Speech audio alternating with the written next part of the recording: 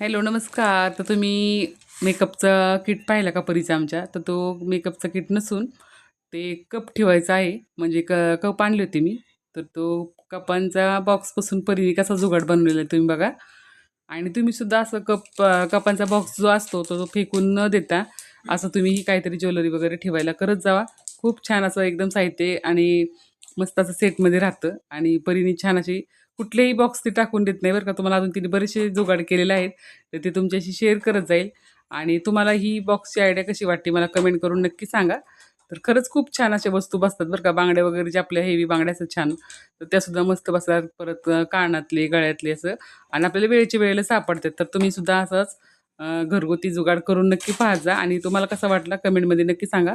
आणि आता दिवाळीची साफसफाईचा ब्लॉग पण येणार आहे, तर तुम्ही सगळ्यांनी नक्की पूर्ण पहा. कसा वाटतो मला कमेंटमध्ये सांगायला विसरू नका.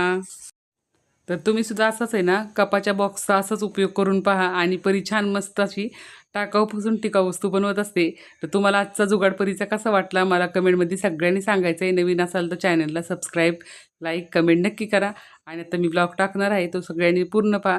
बऱ्याचशा त्यामध्ये टिप्स पण सांगणार आहे तुम्हाला आणि ब्लॉगमध्ये असं छान असं म्हणजे तुम्हाला माहिती पूर्ण ब्लॉग होऊन जाणार आहे.